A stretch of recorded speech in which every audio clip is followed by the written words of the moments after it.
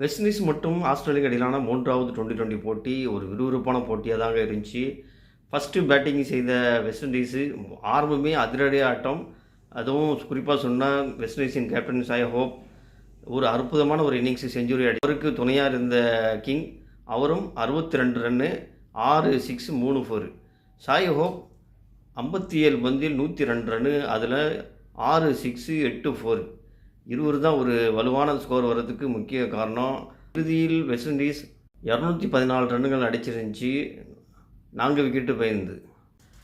அதை துரத்தி விளையாடிய 2வது இன்னிங்ஸ் ஆடிய ஆஸ்திரேலியா கேப்டன் மாஸ் 22 ரன்னும், மேக்ஸ்வெல் 20 ரன்னும், இங்கிலீஷு 15 ரன்கள் அடுத்தடுத்து அவுட்டாக கிரீன் அவரும் வந்து வேகத்தில் 11 ரன் அடித்தார். டேவிட் ஒரு அற்புதமான இன்னிங்ஸுங்க.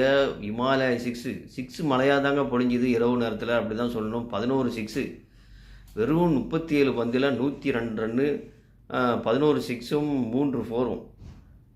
ஸ்கோரு வலுவான ஸ்கோர். இவ்வளோ பெரிய ஸ்கோரையும் ஈஸியாக இலக்கை எட்டி 16.1 ரன் 23 பந்துகள் மீதம் இருந்துச்சு. 20 மேட்ச் 5 20 மேட்ச் கொண்ட இந்த தொடரை ஆஸ்திரேலியா கைப்பற்றிருக்கு. 3-0 என்ற கணக்கில் ஆஸ்திரேலியா தான் முன்னிலையில் இருக்குது. இந்த கேமு வந்து பார்த்தீங்கன்னா தெரிஞ்சிக்கும், அப்படி ஒரு எக்ஸைட்டிங்கான கேம் தான் சொல்லணும். 6 மழையாக தான் இருந்துச்சு. ஆனால்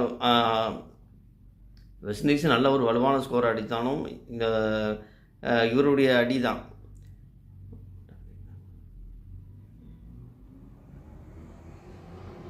டீம் டேவிட்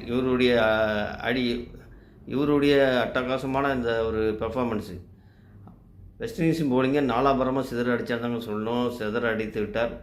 ஆஸ்திரேலியா வெற்றியாவதற்கு ஒரு முக்கிய பங்காற்றினார். அதுவும் 16.1 ஓவர்லேயே ஸ்கோரை இலக்கை எட்டியது. இறுதியில் ஆஸ்திரேலியா 3-0 என்ற இந்த தொடரை கைப்பற்றியிருக்கு. இன்னும் 2 மேட்சுகள் பாக்கி உள்ளன.